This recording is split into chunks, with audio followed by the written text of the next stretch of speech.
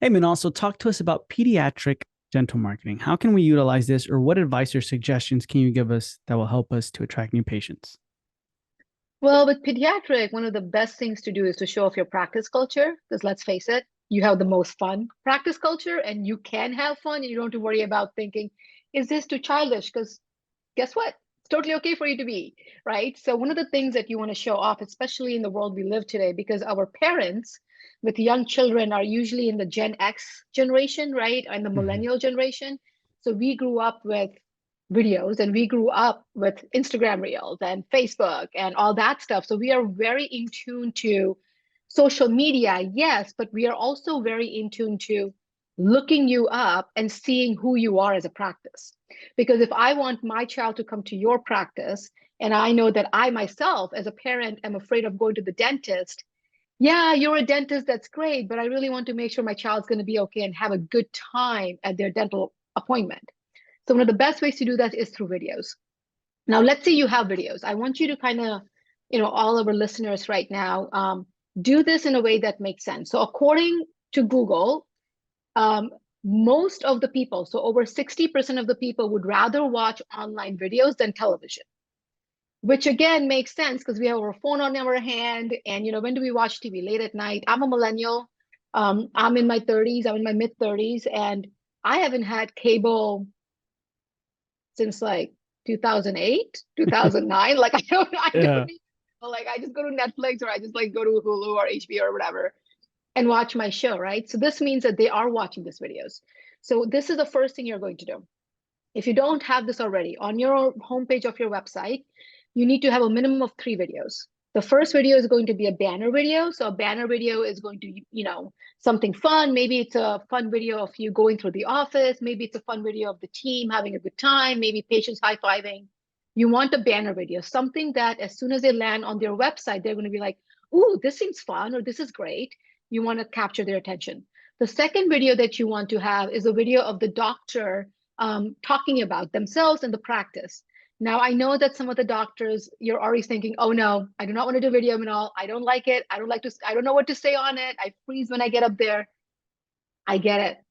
I 100% get it. I understand. So this is what you do. You get an interview. So you just have a conversation. Get somebody on your team. If you're uncomfortable with video, get somebody on your team and have them ask questions. If you want to do this by yourself, I just had this conversation with a 5 location pediatric dentist yesterday. And he's like, I hate video. Oh my God, what am I going to do? So here's a quick tip. Go to Chat GPT. Like, I'm not even joking. Go to Chat GPT and in the Chat GPT, put on a prompt and say, give me, and you are going to write that was, give me a script for a pediatric dentist to have on the welcome, a welcome script for the homepage. And it will give you the script. It will even give you, and then you can say, give me prompts on how to act on the video. It will tell you, get close to the video. Now move out, hold the little thing with a toothbrush, do this. It will actually plan out your entire video. So you don't Mhm. even have to worry about it.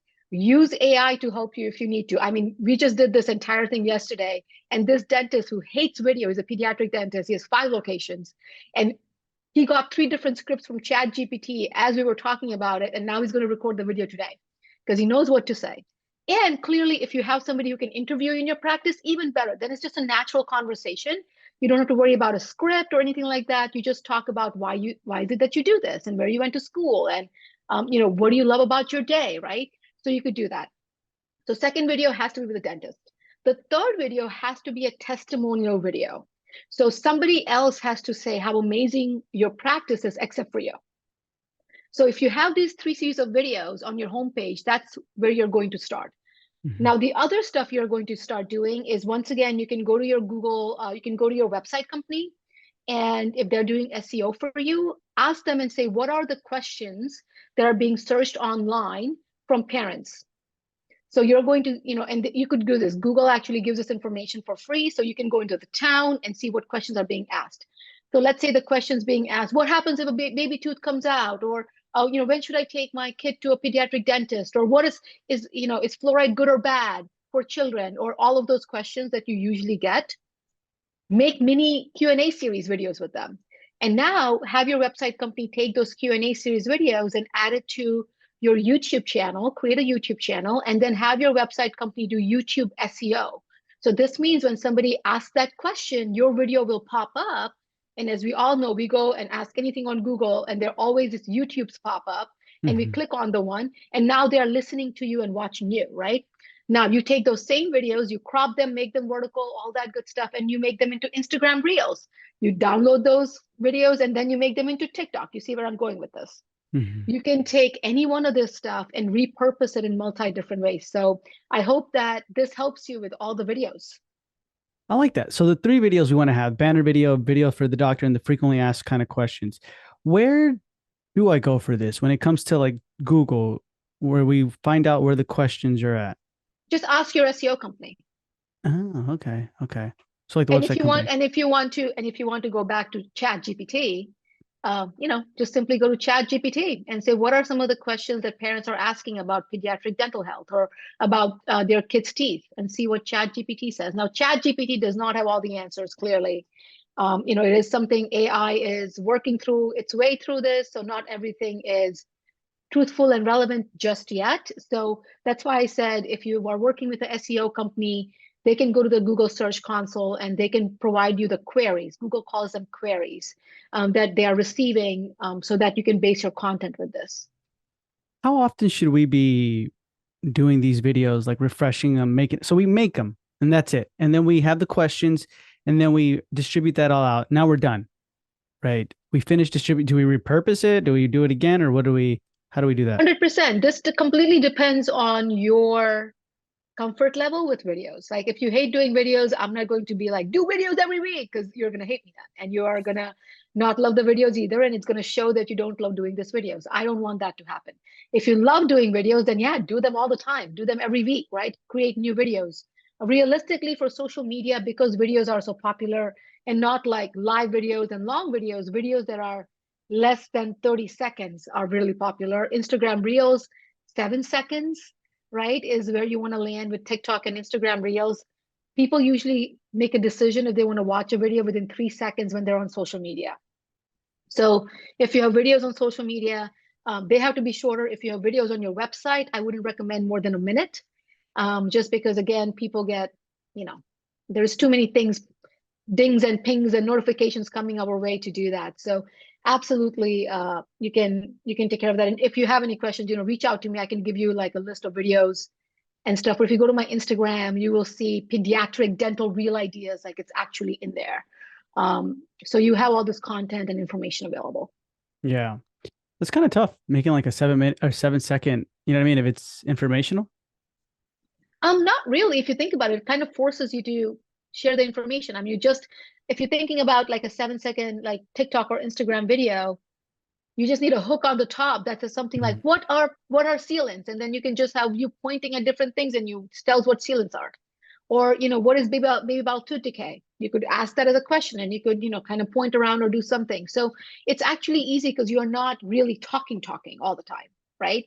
And it also keeps it easier for you because you can quickly go, what are dental sealants? Where they are blah, blah, blah, blah, blah. And you just keep it simple and easy.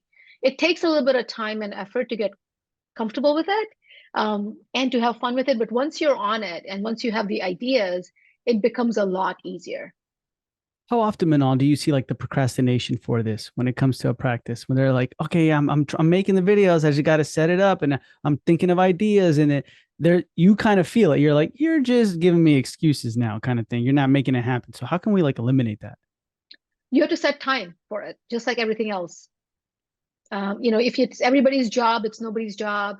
If it's not on the calendar, it's not going to happen. If it's more like, oh yeah, we have a lunch thing happening tomorrow, so we'll do it. Okay, well, yes, then put it down in your lunch thing in the part of your agenda.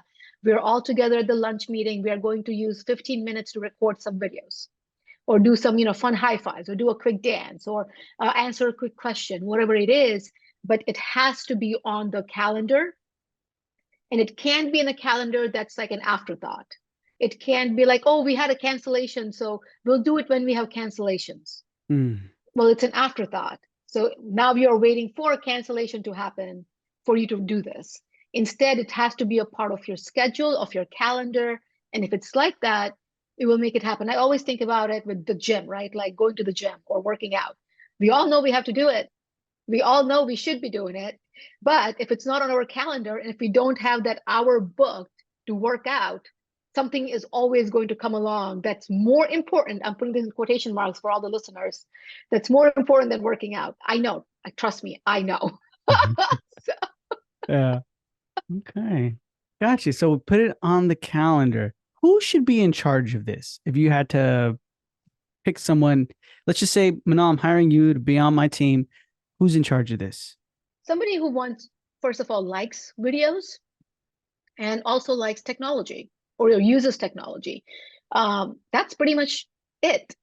So that could be anybody. It could be somebody you hire. Maybe you have a niece, a nephew, a friend, son or daughter who's young. I have practices that have teenagers, their own teen kids are doing videos for them. I have practices that have hired college kids. I have practices that have team members doing it. What I don't want you to do is get somebody who absolutely hates technology or does not like technology or is not on Instagram or not on Facebook or not on TikTok or whatever platform you want to be on, and then tell them to do it, because it's not going to happen because they simply don't know the platform and it's something they organically don't like. That's why they are not active on social media. So I would have a very honest conversation with them and say, hey, we want to do these videos. We want to get our practice culture out there. Who here would love to do that? You will get additional pay for it. Don't make it a part of like, okay, you just do it. Because no, again, it can be an afterthought. You will get additional pay for it and you will get time to work on it. So who wants to do it? And then see, who are those people who wants to do it. Because if they know the technology, then it's easy. Ideas, content. Again, I'm a social media coach, and this is what I do, and it becomes a lot easier. And I have had, sessions when I'm coaching practices where the team members are like super excited and thrilled to do it, and like I come in and they're like on it, and they're like, oh my God, Manal, we tried this, and this is what happened, and we did this, and then I'm I shouldn't say it, but I will say it. Then I literally spent 2 hours last week showing a team member how to forward an email. Ah, And that's their social media person. And you can understand the conversation I have with the doctor after I spent 2 hours teaching somebody how to forward an email and said, we need to change our social media ambassador because I can't, you can't be paying me money yeah. to do that because that's not going to Mhm. work. Yeah. Yeah, that's not a good way to. Okay. No, I get you. I get you. Awesome. Real quick, last question I wanted to ask you. When it comes to paying them, you said like, I'll give you extra. How much do you recommend? It depends on how much you want to pay them. There are practices and right now team members are hard to come by, so you also want to make sure you're not overflowing their workload already. So depending, I mean, social media managers charge, you can pay them anywhere between $18 an hour to 30, 35. It depends on how good they are and what they're doing. So depending on what your bonus structure is, maybe you make it a part of their bonus system. Maybe you make it a part of their pay system, because again, I don't know how much you're paying them for their actual job. Maybe it's assisting, hygiene, front desk. So just depending on what they are, but pretty much anywhere, it ranges anywhere between $18 an hour and up. And also depends on where you are in the country, because some states have higher prices, higher wages than other states. Gotcha. Awesome. Awesome. And I appreciate your time. And if anyone has further questions, you can definitely find her in the Dental Marketer Society Facebook group, or there's two ways we can reach out to Manal and myself for more advice on and more tips. There's a newsletter, right, that we have that is fan freaking tastic. It's in the show notes below. We're going to put a link to it. It's going to be the first link in the show notes below. And at the same time, second thing, if you really want more, much more in depth, and you want to talk with us one on one, meaning like monthly, where can they go for that, Manal? Pediatric dental marketing course. Yep. Yep. The pediatric dental marketing course. Guys, that's going to be open for enrollment in May. So that's next month. And if you're a part of the newsletter, then you'll know exactly when it's open and you'll get access first and much more information on that. So I'm going to put a link to that in the show notes below so you can go check that out. But awesome, Manal, thank you so much for being with us. And where can people reach out to you directly? Minalsampat.com is my website, which is MINALSAMPAT. Find me on Instagram. Again, same name, Minal Sampat. Find me on Facebook, same name. Just Google me. I'm easy to find, but minalsampat.com is the website. Yeah. All right. Thank you for being with me on this Monday morning marketing episode.